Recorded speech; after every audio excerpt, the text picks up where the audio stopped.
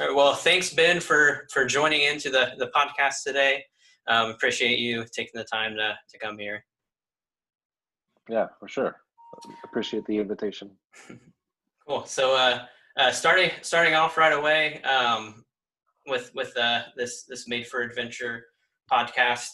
What's your 5-minute story of coming to faith and how you've made it to the place you are today? I know that's a fully Yeah. loaded question, but Well, it could be you said 5 minutes. I'll try and keep it real short.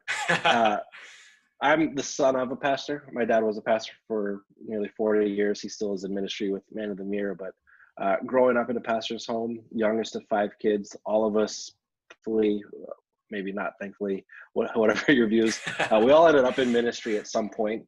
My brother was youth pastor for 10 years. My other brother has been in South Africa as a missionary for 10 years.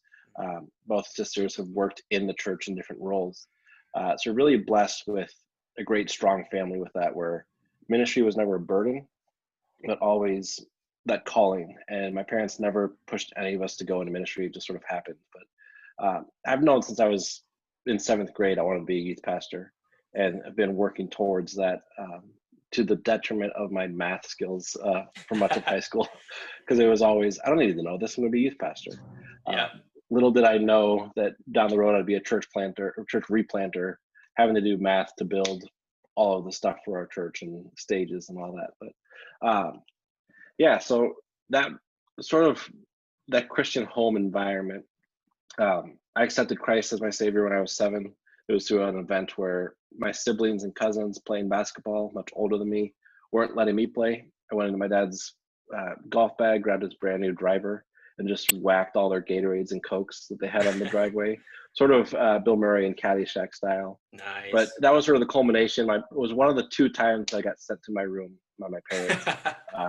And we had been talking about salvation for a few weeks, just with Awana and Sunday school.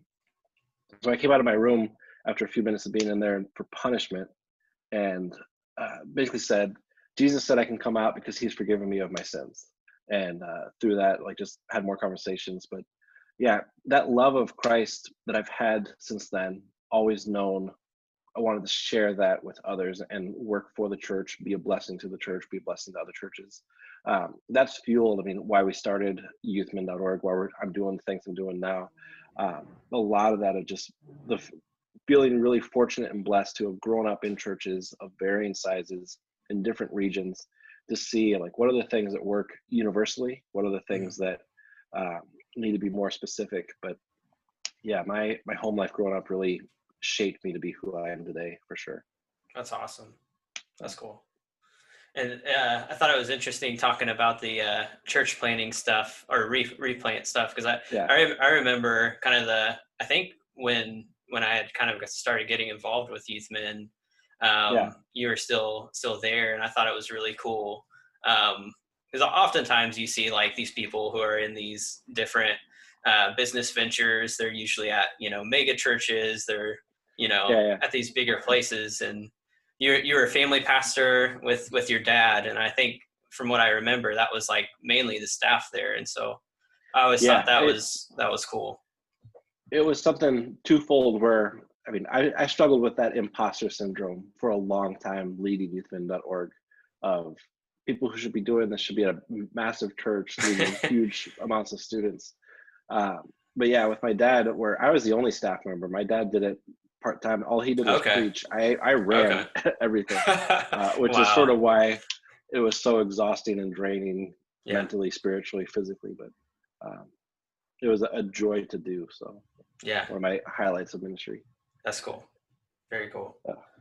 And so getting into the Youthman story, I know you had started it with a friend named Nick. What made you guys decide to start that adventure of youthman.org? Yeah, so it sort of, going back to that imposter syndrome, when I started in full-time ministry after doing part-time for several years, I was in a small town of 1,200 people at a church of 150 with a youth group that when I started had 6 kids. Oh, wow. And blogs were really big. Podcasts hadn't quite gone there.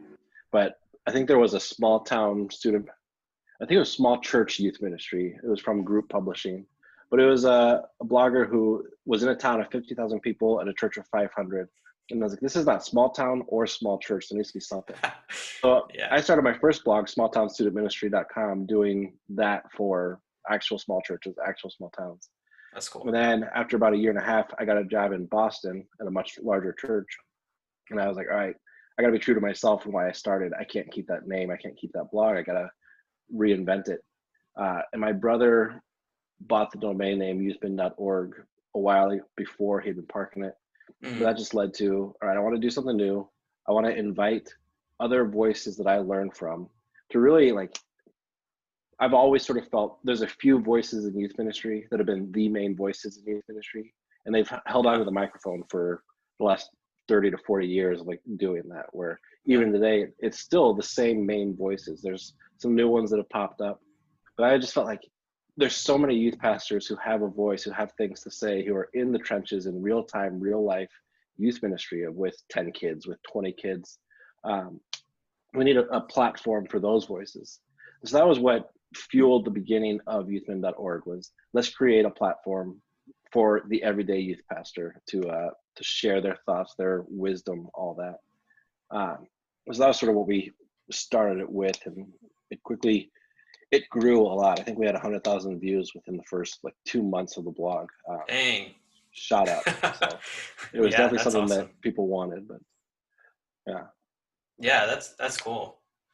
And so obviously along the way, there's been some experiments that went well, some that didn't necessarily go as well. So what's been some big wins along the way that you guys had noticed, or big experiments that did well?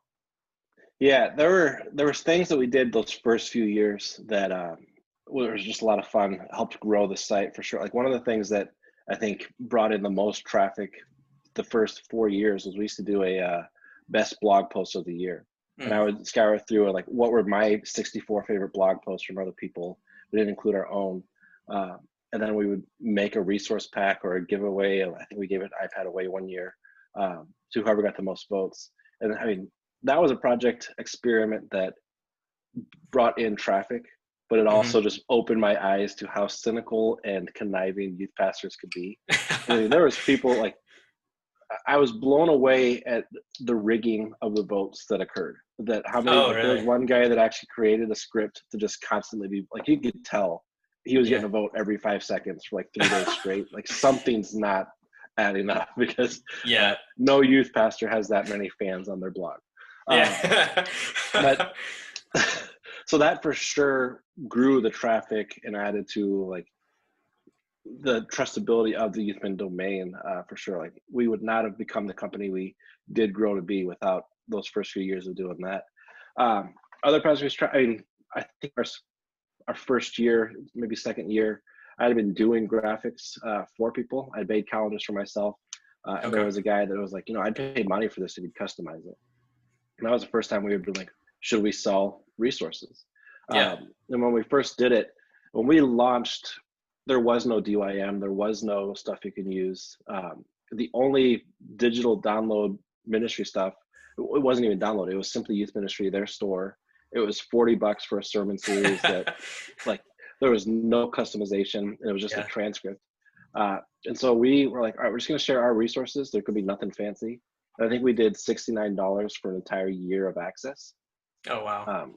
And we had so many people take us up on that we were overwhelmed with, we can't, 2 of us can't create that much stuff. So we had to scale that back down. But that was because of that experience, we never did another subscription for 5 or 6 years. It scared us away, because we broke promise with people. We're going to give you a year of downloads. But then we weren't able to deliver on that. And so there's been times where we've thought we could do something, but with all of us being full-time youth pastors, this was never a full-time job doing youth min for any of us. We just weren't able to do all that we wanted to do. Those experiments would have gone well. What's failed? There's just been times where we've shot for the moon, had big ideas, and then not been able to deliver on them. There was a big season where we had a lot of momentum, 2014 through 2016. We were one of the top 5 youth ministry sites. We're we can make our own conference for it. But when you're a bunch of nobodies that nobody's heard of, and you're doing this part-time, and you're pricing your resources to just cover the hosting fees. We were just never able to get some of that stuff, but it would have been awesome to have done a conference. We had an awesome idea for one that was basically an unconference before there was that thing, and it was really going to still be all about the everyday youth pastor and their experiences. So yeah, those things. Yeah, that's cool. I remember one of the things that I always look forward to is like the end of year bundle. That's a pretty cool resource. It's always been fun to like see all the massive resources that you get for like $100. And it's been a lot of fun. I mean, that was always the most stressful times with Thanksgiving for me, because I would always try and be like, hey, vendors, like, we need new resources for this thing. And I'd be trying to promote people of like in October, like, start making new games, start making new series, work on the stuff. And then, if it like the day before launch, I would always be up till 4 or 5 in the morning, like making sure everything was just about right. But it's still, I mean, I think the last 2 years we've had over 130 items in there. And so like trying to edit those to make sure they're great and all that to be of value. But those have always been a lot of fun and definitely helped with the expenses of running youthmin.org for sure. I mean, Nick and I we never took a paycheck from Youthmin. We never took a cut of vendors' things. It was always just for the hosting expenses. We made our own commissions on our own products, but it was a lot of fun with those.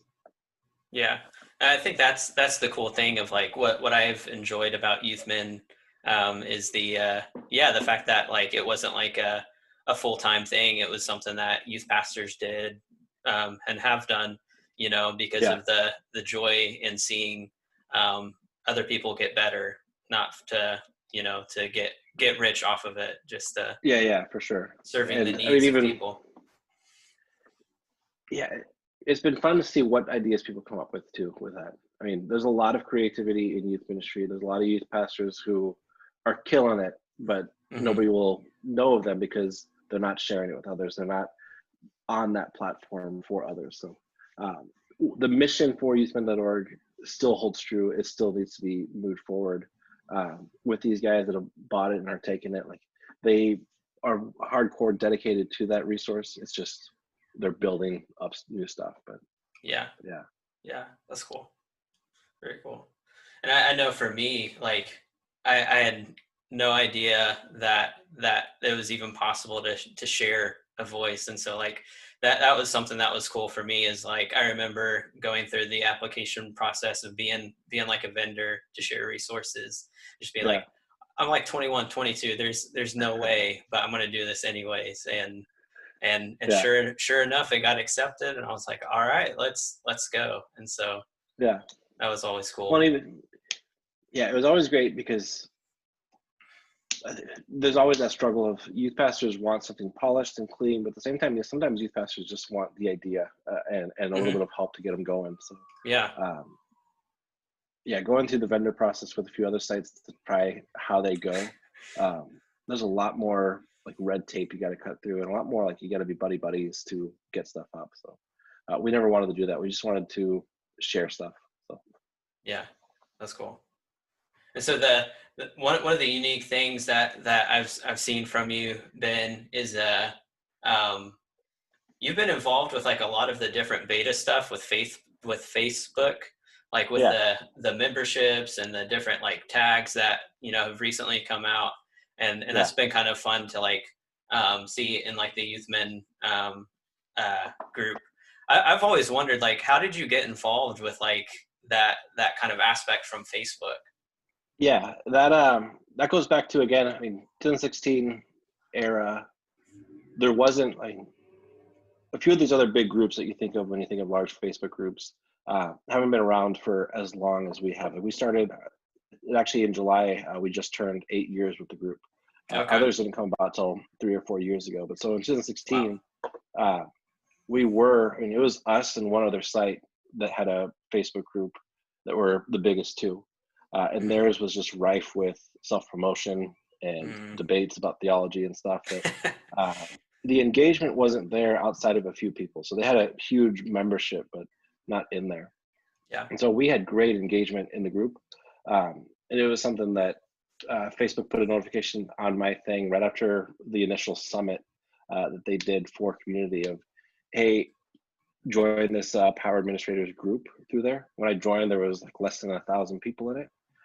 It's since ballooned up and they've added a lot more people, but that was just something that I got connected with through that for leading the group, getting to be part of that. The coolest thing that came about that was not just the subscription beta that we did. We had to go through a really extensive trial and application and interview process for that. And ultimately, that product that they were trying to launch was a massive failure on their end. Wow. Like, it amazed me through the tech support, the people that were developing subscription groups clearly like didn't even have Facebook accounts, because the questions they would ask, I'd be like, this is basic stuff. Like, how do you not know what's on there? And so they launched it. They didn't explain what it was. We thought we would have a lot more control and customization over some of the stuff. And I think after a month, they were like, well, this isn't working. It's not good. We're shutting it down. And so then they shut it down, but they didn't close the group. They didn't stop charging people.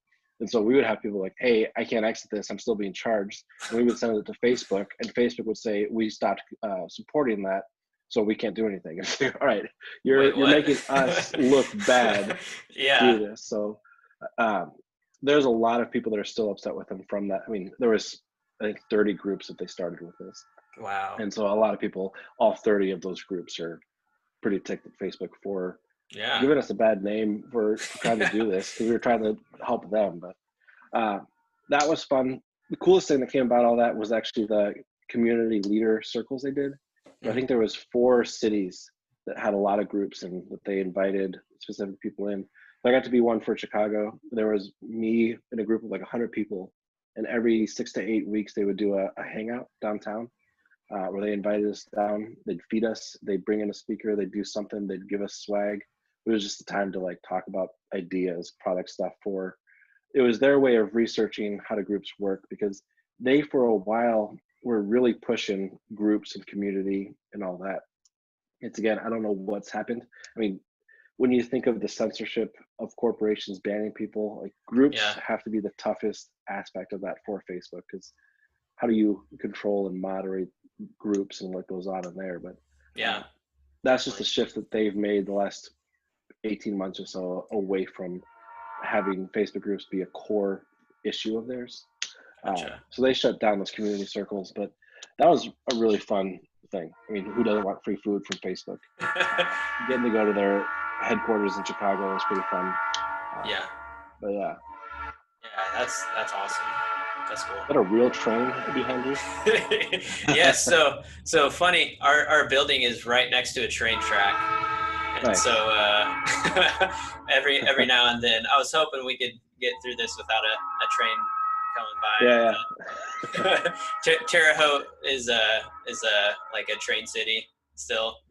And so we have trains come by all the time, and it depends. Some days we have like 6 or 7 that come through, but like today there's only been 1 so far, and it hadn't happened for a while. So like, oh, we're probably good for this. So that all will get cut out, but fun.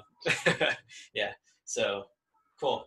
So getting back into it after 9 years, what made you, and Nick, you had referenced it before that you guys had sold Youth Men. What made you guys decide to sell Youth Men? And what are you excited about for the future of well? That I mean, when I was doing the replant a few years ago, it was probably the first time it came up of like, hey, should we consider selling? Just because, I mean, we're all sort of stepping into different roles within the church that weren't youth ministry. Like I was still doing youth group as a church replanter, but it was like number 12 on my totem pole in terms of importance with that. And it was always like, no, not now, blah, blah, blah. It was more, I mean, we're youth pastors. We're not customer service people. We're not business people. Like doing customer service was always the worst experience for things because you just want to help people, and the resources are like $4. So it's like, all right, it didn't work. I'm sorry. Like, get over it. Yeah, for sure. But so, I mean, that was that aspect. Then when I went back into youth ministry last August, that was at a much larger role. And we had 200 plus kids in our small groups. And so it was a thing of, I don't have time to do youth.org, to be doing the group, creating resources, making games, all that. So I was trying to free up time with that. We talked to a few other sites, big sites, about purchasing us, but the two that we were really serious conversations with, both essentially wanted to just shut us down and have youth.org redirect to their domain. So we weren't a fan of that. And then the one of them that gave us an actual offer was a real big slap in the face of like, all right, 9 years worth of stuff, all of our products, all of our Facebook group, like everything like that.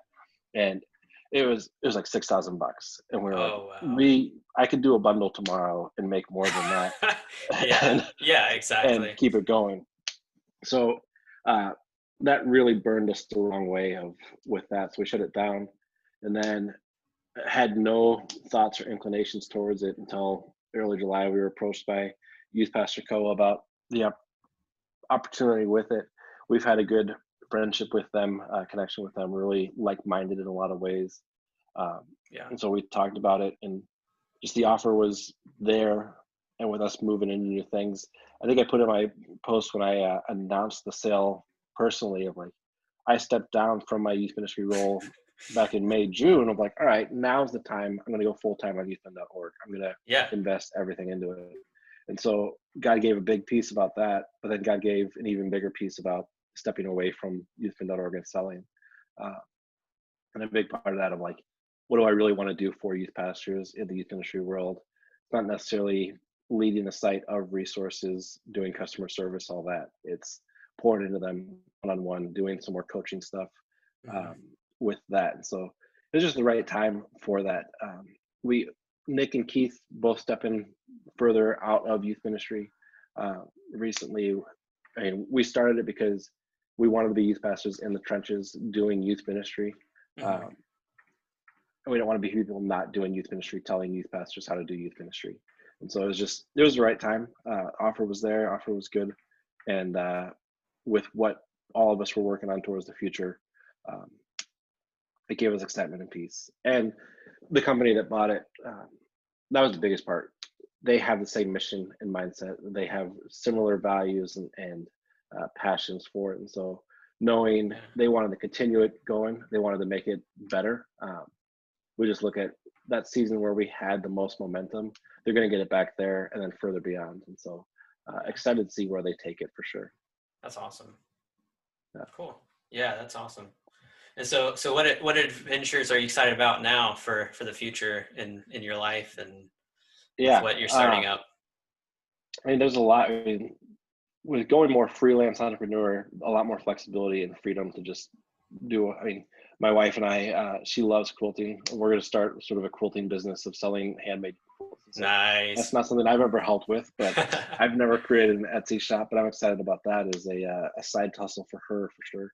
Yeah, that's cool. But personally, I helped launch Church Vitamins, which is unlimited graphic design for churches. And that's a lot of fun because just being creative and doing design is a big passion of mine. It's a stress reliever for sure. That's cool. Creating things for youth pastors was always, there was times where it went from being fun to more like a job and having to do X, Y, Z. So this is just a lot more flexibility with that. What I'm most excited about is the coaching. So youthpastor.coach.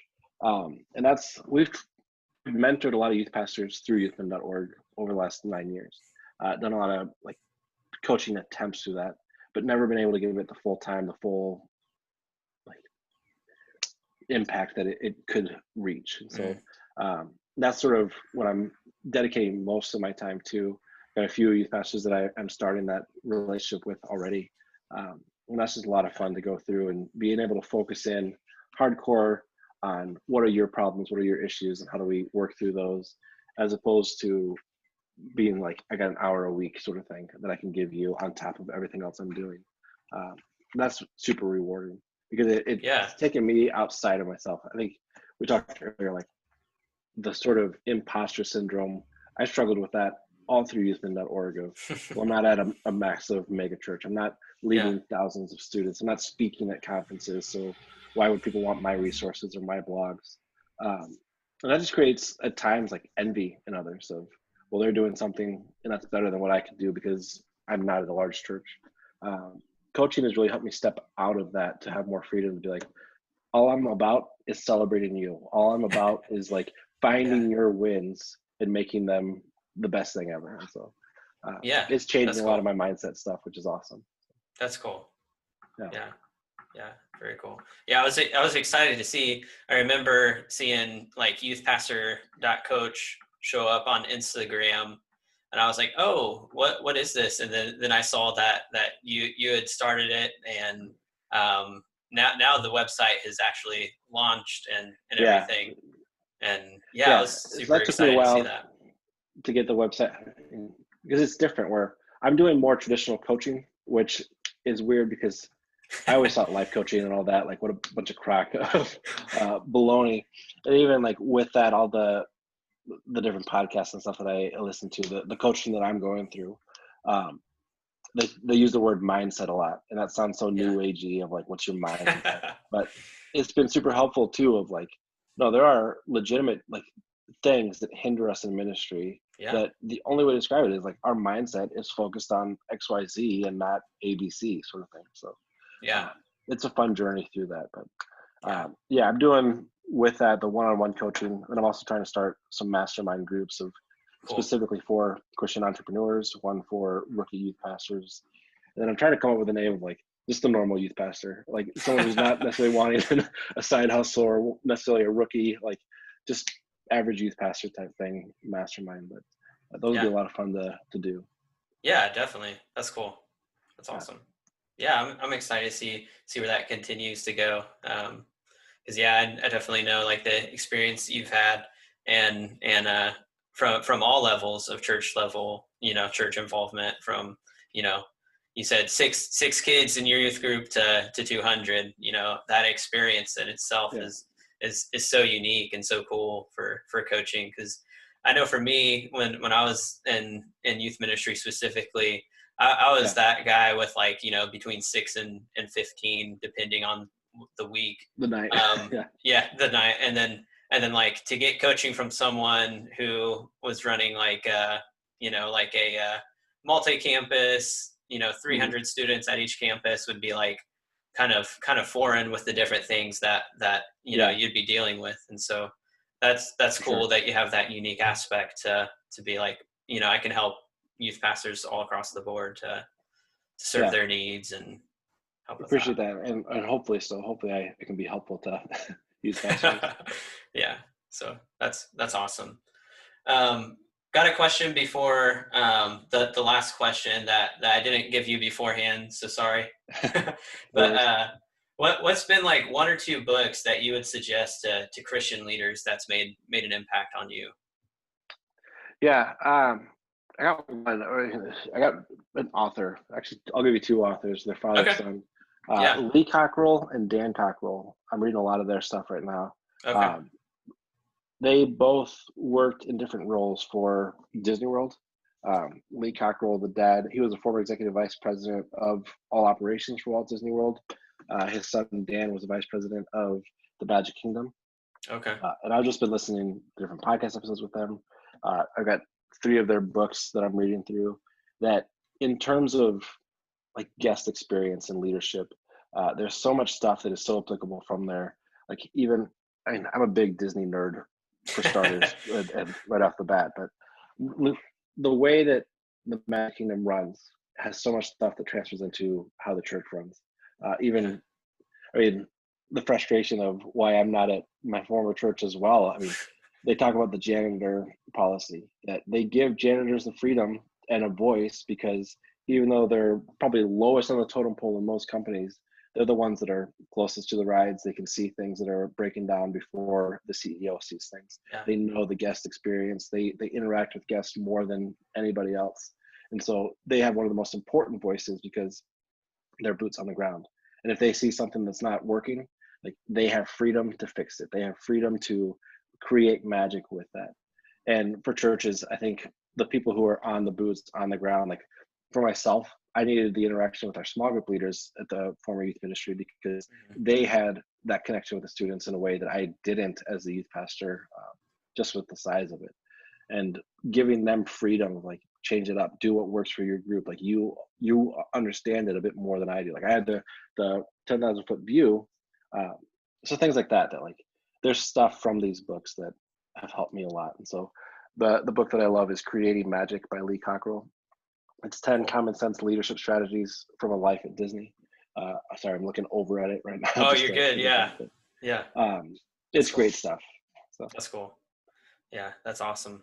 I love how, like something that made a difference for me and like reaching out to things like that aren't necessarily like ministry focused was like one of the biggest things of the Global Leadership Summit, is like, learning from people who are pastors and learning from people who are just normal business leaders and how we can learn from each other. Like, they have Kaka this year. So, I mean, like, what can we learn from a soccer player? I'm interested in. Yeah, exactly. That'll be good. So, yeah, that's awesome. So yeah, last thing, how can people connect with you on on the social or on the internet? Yeah. So, I mean, I've got my personal Instagram, Benjamin Reed, but also the youthpastor.coach. It's probably the biggest one that I'm trying to push right now, just to connect with people. That churchsocial.media or Church Vitamins and then trying to figure out a name for this quilting business my wife has. That's awesome. So that's cool. Yeah. And if I remember right, with the youth pastor coach, you give away like a 30-minute free call, right? Something like that. Yeah, just to sort of see what is coaching like, because I mean, there's not a lot of coaching for youth pastors out there in the traditional sense. There's a few like training programs or like a 12-month just sort of mentoring, which is like teach me. But what I'm doing with youth pastors is not necessarily consulting, more coaching of saying like, what are you trying to reach? So it's a bit different than what's out there. So trying to help youth pastors understand it more with the free 30-minute calls. So. Cool. Awesome. So yeah, so like if you're a youth pastor listening, definitely reach out to Ben. If you're not, and you're involved in a church, for sure, like get your youth pastor to do that, because even 30 minutes I think could make a huge difference, and he's willing to give that away to you. So definitely take him up on that. That's a huge thing. Yeah, I'd love to connect. So. Cool. Well, thanks, Ben, for joining today. I appreciate you taking the time to do this. It's definitely been an honor, and have enjoyed conversing with you today. Yeah, for sure. Thanks for having me on. Yep. Awesome.